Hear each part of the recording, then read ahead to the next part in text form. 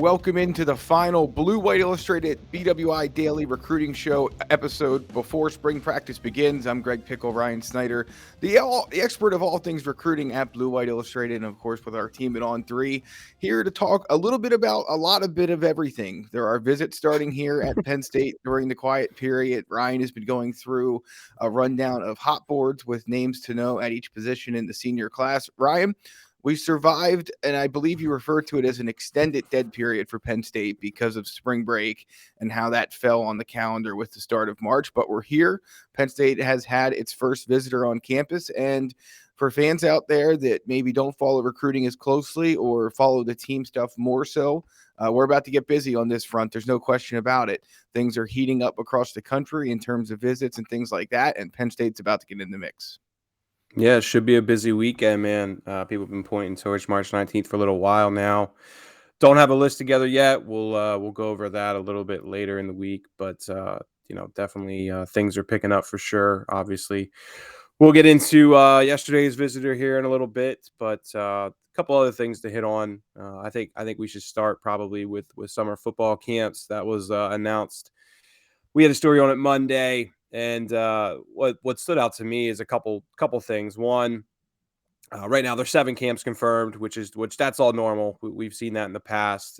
But there's two big things that kind of stood out to me, and that's the first thing is that they're going to have 2 Wednesday camps this year, and that's new. We've never seen midweek camps at Penn State. Other schools have had success with that, but other schools aren't located in State College either. So I'll be interested to see the attendance they get for that. Obviously, I think they've been thinking about this for a while now because it works out well if they can make a Wednesday camp work because of how many kids they have on campus visiting, during Saturdays and Sundays throughout June. So I think that this has been something they've been wanting to do, but they're worried about it just because, again, there's not a ton of talent directly in central Pennsylvania. And to get guys from Maryland,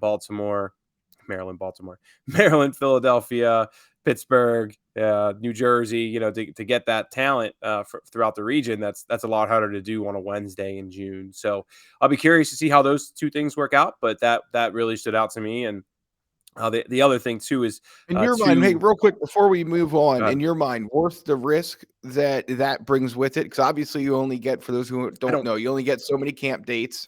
Just in your mind, I mean, you've seen it at other schools, but obviously, location is always going to be a factor for Penn State. Is it worth a shot? To me, it is. I mean, I think if you look around the country and see something that's working elsewhere and you want to give it a shot, I don't see any issue with that. If you're Penn State, they know what issues they're dealing with here, but yeah, to me, I think why not give it a shot? But I'm just curious to see your reaction to that. Obviously, it was a standout thing for you.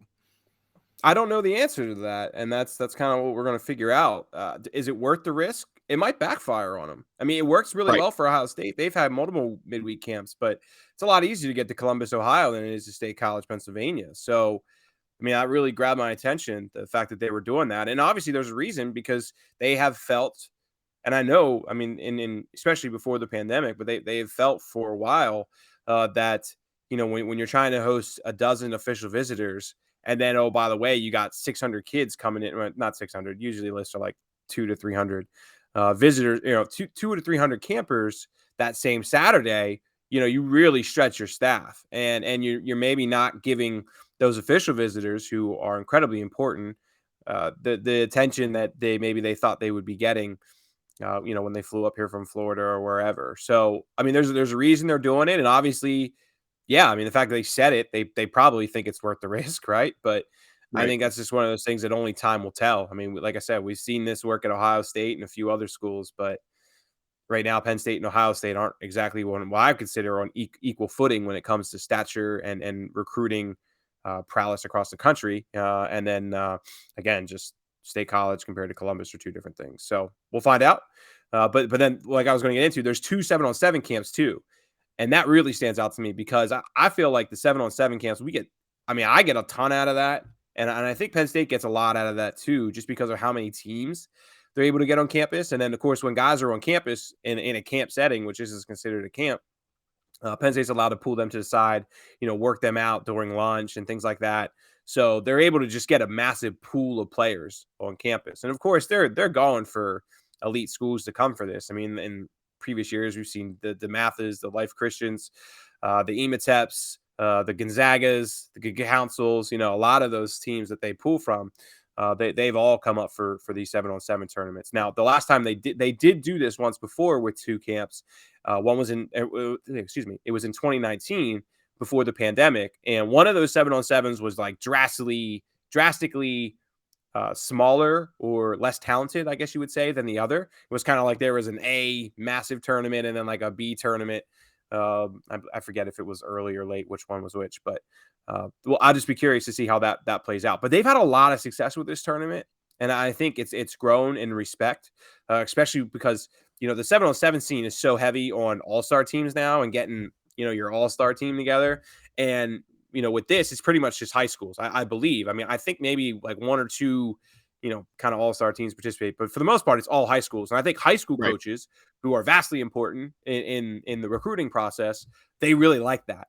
They really like that. Hey, we're going to actually get our team together for the fall up here to work on some things. So I think it's good from not a PR perspective, but a relationship perspective with high school coaches. And then again, just a massive pool of players that they're able to get. It's been very good for them. But those 2 camps are going to be on Fridays. I haven't ran through the actual list. Let me actually run through the list here. We know the Elite Showcase 1 will be June 5th. So that's a Sunday. That'll start it. And then we have the Lion Strong 7-on-7 on Friday, June 10th. We'll take a break then on Saturday. And then Sunday, we'll have another one, Elite Showcase 2. Then there's that first Wednesday camp. So that's June 15th. Then they take the whole week off. Then another Wednesday for June 22nd. And then one final 7-on-7 then for June 24th. And then, of course, they always have one camp in July after the July dead period ends. And that will be July 29th. So we know the whiteout camp will be in there as well. Penn State doesn't put that out there right away just because they try to keep that as a select camp for premier players. And every camp has to be open to the public. So they don't put that one up there in March because they don't want it to fill up. Well, they want to keep it to elite players. So that'll get listed later in the year. I've already kind of put it on message boards on when we expect that to be, and we'll leave it at that. But yeah, it should be an interesting year, man, for camps. And I expect us to have access to them, which is nice because we only had access to the 7-on-7 last year, which would be great, man, because we missed that access the last couple of years.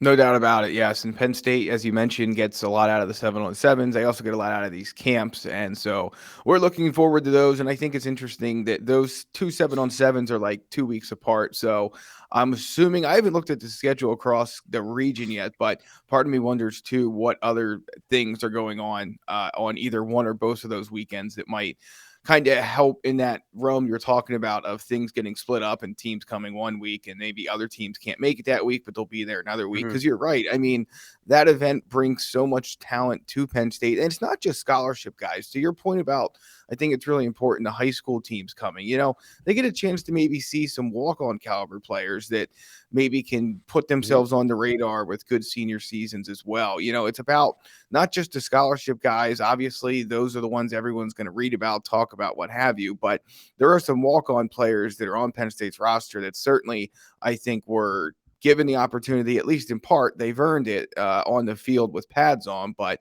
I don't think there's any question that they probably, some of them at least, got on the radar based on their high school work at these 7-on-7 camps. So there's a lot of value in them for Penn State. Having 2 makes sense. And to your point, it's yet another sign, just the number of camps and the way they're spread out and everything, of things in the recruiting world getting a bit back to normal. One last thing I'll note here too is that, like, when I look over this calendar, right, and I don't see anything for June 17th to the 19th, that tells me that's probably gonna be the biggest official visit weekend for Penn State. Like, I already know Alex Birchmeier is gonna be up here this weekend, so okay, we got arguably their best commitment already, scheduled for that weekend, and there's no camps that weekend either. So what's that say to me? It says that that's going to be the weekend to try and get elite players on campus. So we'll see how it plays out. Now that I said that, it'll probably end up being June 11th, but that's just how that's what grabs my attention when I see that. No doubt. All right, let's get into a guy who was just on campus on Monday. Cam Leonard, a Penn State defensive line target, was in town. The first guy, if I'm not mistaken, to visit here during the March quiet period. Ryan, you got the chance to catch up with him. What did you learn? He's a multi-time visitor to Penn State, but I'm pretty sure this was his first time this year. He was last one on campus, I believe, in October. Yeah, I would say I'm probably the first. Well, look, I mean, he's up here because he has friends here, right? He has relationships here, and that's really what he's up here to see them. And because of that, he was able to come up, and he's actually here today, and he's going to be here through Wednesday as well. So that's the main reason he's up here. But because he's up here, he's going to spend time with the coaching staff, and that's really what he got out of Monday, spending time with Manny Diaz and going through facility updates, stuff like that. That's really kind of the stuff that he was highlighting, I guess, when we spoke about that. But the main thing is really he's up here to hang out with some friends he knows, and that's a good thing, right? Because he's going to get the Penn State experience away from football, and spending 2-3 days on campus, like for me, yeah. And I know I'm not an athlete, right? But I went to Penn State. Well, the big reason was because I had older friends who went to Penn State, and I got to come up here when I was a junior and a senior and hang out with them when I was in high school. And that was, I think a lot of people who get to come up here and get that experience and get around that stuff, usually only bodes well for Penn State, right? So just getting to see everything outside of football is a good thing. And like I said, he's here today, which is Tuesday, March 19th. He's here tomorrow, and then actually tomorrow he'll drive out to Notre Dame as well. And visit Notre Dame on Thursday. So that stands out. Notre Dame hasn't offered yet. We'll see what they do. To circle back, though, with Leonard, like what I'm really trying to figure out is where he's at on Penn State's board, because a while back I thought, yeah, this is a guy that makes complete sense to end up here. But as their board has grown, and the fact that he's just a tweener, like I think he's a good player, but he's not quite like long enough for what they want for defensive end, and he's a good athlete, but they want those super athletes as outside linebackers. Just like, again, he's a tweener, so like just kind of how does that impact him? I mean, don't get me wrong, I still think there's a good chance he could end up at Penn State, but when I also consider how much interest he has in Michigan State and that growing relationship, and to me from the outside looking in, it looks like Michigan State's pushing pretty hard.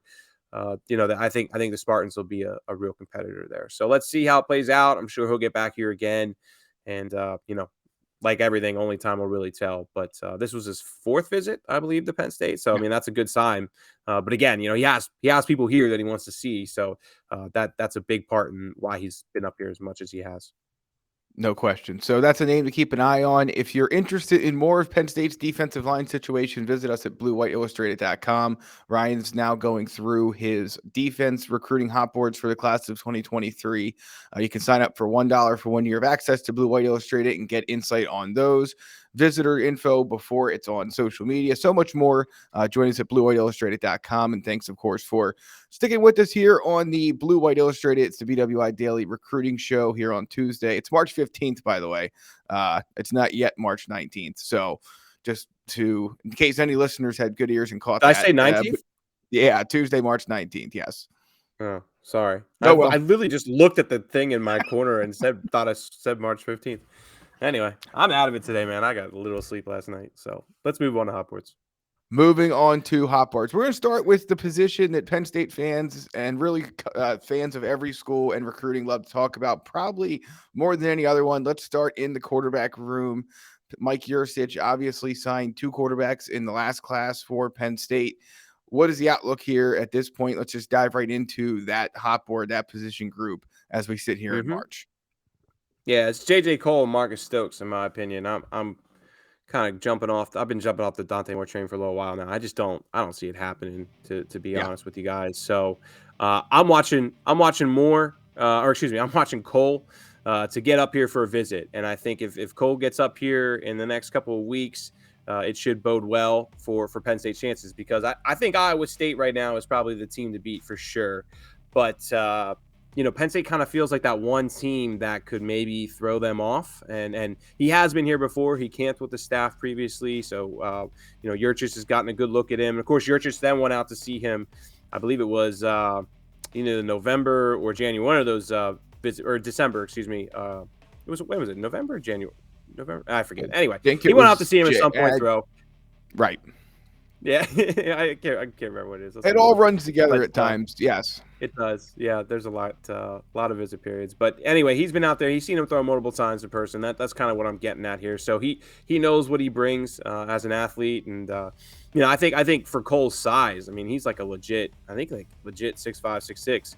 I think he moves pretty well, and I think one thing we're really kind of seeing is I think Yurchis is kind of getting away from the scrambling quarterback a little bit, and kind of looking for more of a true passer back there. Somebody who can move. Don't get me wrong. Everybody needs someone who can move in college football today, but definitely pass first. And I think that's a big reason why Penn State has kind of moved on a little bit from Jaden Rashada, because he runs a lot, to put it bluntly, and not always one of those guys who sits back there and is always trying to throw the ball, well, first and foremost. So we'll see what happens with Cole, but Marcus Stokes is blowing up too, from Ponte Vedra Beach. Was it Ponte Vedra Beach in Yeah. Florida? He just went to Miami this past week. Florida's coming on hard. Just kind of curious to see how his recruitment keeps going. Stokes, of course, has already been here. He visited in January, so yeah, just keeping an eye on these two, man. The next one to visit, I expect to be Cole, and I would expect that to be probably in early April. Maybe he can get on campus here in late March, but definitely an Iowa State, Penn State battle, I think. Or I think Penn State's the one school that can knock him off. Put it that way. I mean, he's talking about Minnesota too, but my money would be on Penn State if he's not going to end up at Iowa State. So I think this visit will really be what determines that. Yeah, it's interesting because this board definitely looks, I think, a good bit different than what it did 6 months ago, a year ago. No question about it, which is kind of the fun part of recruiting, right? I mean, these things can change in so many ways for so many reasons. But yeah, to your point about maybe Yurcich changing a little bit of what he's looking for, I think it makes sense. Look, I think we all understand and can agree that you need someone who can run at least a little bit in this day and age of football. But at the same time, you endlessly are opening yourself up to injury, as we've seen at Penn State over the years. So it certainly makes sense. Let's move on now to running backs, where, again, Penn State has signed two tremendous players who are both on campus in Nick Singleton and Katron Allen last year. Number one, tell me if you think that's going to impact their chances with some guys this year. And then number two, one of these guys already has an official visit set, but where does the rest of this board stand at this point? Mm-hmm. It's not like quarterback. Usually running back. Look at Penn State's Right. consistently signed some pretty good players, right? So it hasn't hurt Penn State too much, but every player is different too. That's one thing I'll always stress is that it's never Right. black and white in recruiting. It's always gray. So to me, it's London Montgomery and Trayon Webb, and I think those two are clearly the ones that I am focused on the most right now. And I would keep Mark Fletcher. Mark Fletcher's from American Heritage down in Florida, and Dalen Smothers, he's from Charlotte. I keep them on the board still, but really it feels like London Montgomery, who of course is from Scranton, they just offered a couple weeks ago. I have him definitely circled right now as a player to keep a close eye on. And then Webb as well. Of course, he has an official visit set to Penn State for June. What is it? I believe he's coming June 11th. So those are, like I said, the 2 weekends that really stand out to me when I look at that camp calendar. June 11 and 12, and then June 17th and the 19th. But yeah, he's coming the 11th and 12th. He's got a couple others set up. Baylor's going to get him on campus June 3rd to the 5th. South Carolina, June 24th to the 26th. And Arkansas, June 17th to the 19th. So good position to get their official visit set with Webb. But, Webb is taking so many visits. I believe he's at South Carolina today, March 15th, to get that correct. But Do we ever he's figure he's out all over the place. Yeah, did we ever Go ahead. figure out about isn't it like 4 visits or 2 visits in 4 days, something like that with him in South Carolina? No, I don't cover South Carolina, so I didn't ask about it. I should reach out to Chris Clark, though, who does cover South Carolina for us and figure out what that was all about. But, yeah, I guess he's supposed to be coming back there this weekend. Or at least he was. I don't know if things have changed here in the last couple of weeks. But, Right. yeah, he's at South Carolina today, though, and he's visited a lot of schools. And, because of so many visits he's taken to so many schools, it's hard for me from the outside looking in to really get a feel for him. And then, he's good with the media too. He speaks with everybody, but he's also good from the perspective of he knows the right things to say. Everybody's still in the mix. I like X school and Y school and Z school, and just not really been a player that I feel like I have a good feel for I think Penn State's going to be in the mix, yes, but I wouldn't say Penn State's like a favorite for or anything like that. Top 3 probably, but from there, anyone's guess at the moment. So because of that, London Montgomery, and I think that had something to do with maybe when they offered London when they did, really kind of makes the most sense here. He's wanted this Penn State offer for a long time. I expect him to get back to Penn State here probably in the next couple of weeks, and of course he's been here a couple times already. But now he has this offer. Those kind of visits get taken to a whole different level. So London is kind of the guy I've circled right now. Of course, Webb. And I mean, I think they would take Webb and London. I don't think they offer London when they do if they only want to take one. Now, with that said, if I had to put my money on whether to take one or two, I still think one makes more sense just because of some other needs and, look at where they've taken guys already and just, so on and so on. So we will see. But London, Montgomery, Treon Webb, that's who I've circled at the moment. On to receivers and tight ends. The latter position, Penn State's been very active. You reported of a new visit there over the weekend. So it's up to you. Do you want to start the bidding at Rodney Gallagher or do you want to start the bidding on Andrew Pollier? Your choice. Yeah. Let's talk about I think it's Rapplier.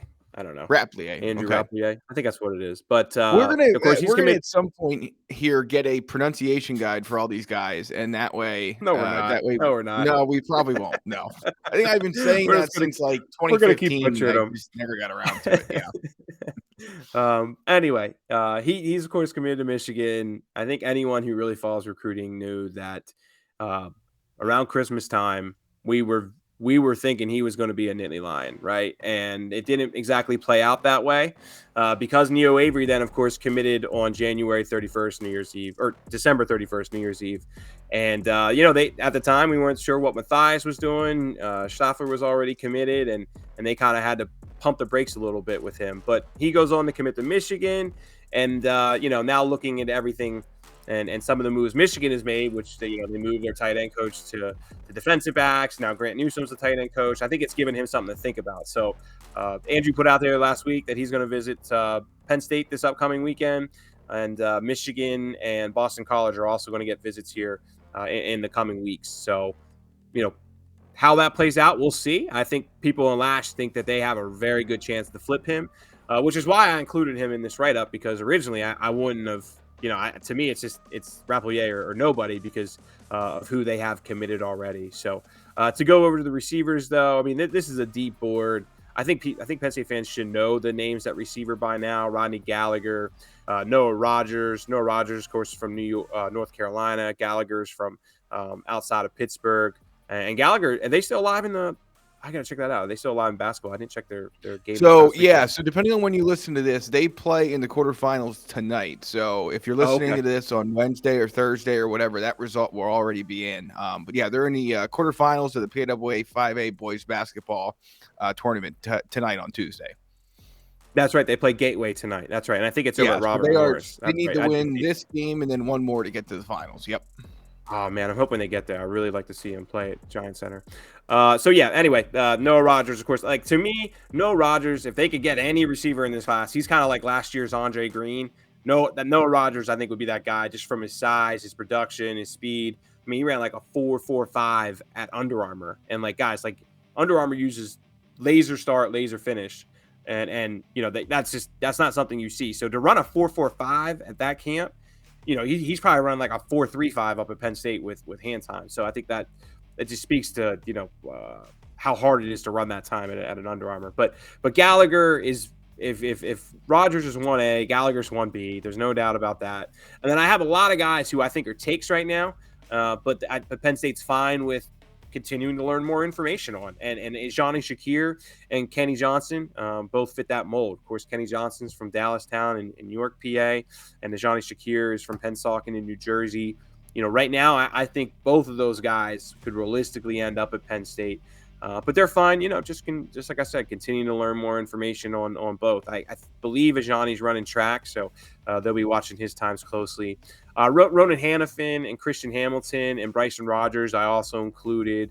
Rogers is really blown up. When he came up for that game during the season, and he was talking to me about how, he's really close with Jordan Minor and that relationship. I thought, man, Penn State might get him. And now he's added Alabama and Ohio State and all these other schools. And Feels like Penn State's outside of his top 5 now. So I included him. I wouldn't be surprised if he visited again, but I don't really see it there. And then Christian Hamilton and Ronan Hannafin. I don't know. I mean, Christian Hamilton hasn't visited in a while. I believe he was here once in the summer, and that was it. And to me, it really feels like Clemson, since they offered him around Christmas, is taking the lead with him. And then a lot of people believe that Notre Dame's in a pretty good spot with Hannafin. But, of course, he had an Ohio State offer as well. So we'll see. I don't have a great feeling for either of those 3 guys, but I think that's kind of how their board is with Rogers and Gallagher, like 1A, 1B. I mean, they're both incredibly important. And you have Ajani and Kenny, who I think both are guys who are very interested in Penn State, and Penn State's very interested in them as well. But, this, like everything in recruiting, you want to just continue to learn more information on. And then you have some guys who probably Penn State's interested in Hannafin, Hamilton, and Rogers, but I feel like those players maybe just aren't quite as interested as at one time it felt like they were. Awesome. All right, let's move on to our final position now. It is, of course, the offensive line, where Penn State has been active. So far, one of its better positions in this class. It has a 5-star. It has a very near 5-star in Alex Birchmeyer. Javen Williams is, of course, the 5-star already on 3. So where does Penn State stand here? I guess it really just becomes a numbers question. Well, I'll start with interior guys, right? Because they have so many interior guys committed. Let's kind of hit on where they're at with that. So when I did this write-up, I included Sam Pendleton, Kanaje Harris as the 2 interior guys that I think they're still legit interested in. After I did that, I was talking to somebody else maybe like a day or 2 later, and they said that Olas Alanian, who pretty big kid, Troutline likes him supposedly more as an interior guy. And I listed him as a tackle in this write-up. But really, Penn State looks at him more as an interior guy. And, look, Penn State doesn't have a lot of traction with Olas. He's out visiting a bunch of elite programs right now, and I don't really see much coming from it. But that was interesting to me just because I thought he was more of a tackle, but I keep being told he's an interior. Sam Pendleton should end up back visiting again. He's from North Carolina, has been here a couple times, just went to Michigan this past weekend. He's another guy who's just incredibly busy in visiting schools. But to me, he feels like a Clemson, Michigan, kind of like those top schools, and then Penn State probably maybe 3rd or so with NC State and Virginia Tech. So I don't see much there, especially with so many guys being committed. And then Kanaje Harris was just kind of the guy that I had circled for a long time as Penn State's top interior guy. Do I see much coming from it? No, not really. He hasn't been up here since last summer. And of course, like I said, with so many interior guys committed, I don't know. I'm not seeing a whole lot there. I think Miami's pushing hard for him, and he's taken 4 visits to Florida already. So that's kind of where I would lean there. But tackle, of course, is the spot everybody's, wants to know about. And I think if you've been paying attention, you should know that Samson Okunlola and Evan Link are the 2 guys I've been talking about for a long time. We're going to add Caden Proctor to that list just from the perspective of he's expected to attend that April 22nd to the 24th blue-white game. And, that's a good sign that he's making his way up here. But do I think he's going to end up in Nittany Lion? No, not really. So Evan Link's the one I have a pick in for. Evan Link's the one I've had circled for the longest time as an incredibly important prospect, because I think that if they don't land him, they have an opportunity to maybe miss out on one of those premier tackles. So we'll see what happens there. Samson Okunlola, of course, is probably maybe their number 1 tackle. If they could pick any player, it'd be Samson. I'm hesitant to go all in or go one direction with him, just because I feel like he has a lot more visits to take, and it's tough to get a read on. So I think Samson will be back here soon. I think Evan Link, I can see him visiting again one more time this spring, but we'll see how it plays out. Stanford, of course, is very involved with Evan Link as well, but to me, I still feel like, man, Penn State has to land him, and they should be able to land him. I mean, I put a pick in for him for a reason.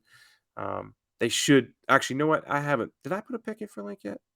No, I haven't put one in. I think I just kind of blew it through my hand there out there. I think I was going to make a pick. I was thinking about doing a pick for Link maybe this week, but dang, I just blew. Showed my cards there, huh? So anyway, well, that's okay. Visit us at BlueWhiteIllustrated.com. If you see a new pick is in, you may not know who it is. It could be somebody else. I make them free. Right. make him If you free knew anyway. if you know Ryan, I can almost assure you now that he will make a pick this week, but he will pick somebody else because he said Yeah. that on this podcast. I can Yep. assure you that will be the case.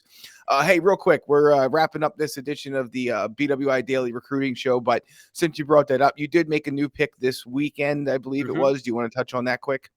Yeah, Mason Robinson. I mean, I just had a good talk with Mason last week, and I've always thought that he makes complete sense for Penn State, right? I mean, he's from McDonough. They've been excellent with McDonough, and really it was always just where's Mason at on Penn State's board, and that's been something I've consistently been asking about for the longest time, and I've consistently heard good things. And after you constantly hear it from 3 or 4 different people, you got to put a pick in, right? I mean, that's how I felt. And so, after a good talk with Mason, he gave me his visit schedule. He's going to Pitt this weekend. He'll visit South Carolina and Penn State in April, and then Virginia Tech should get a visit as well.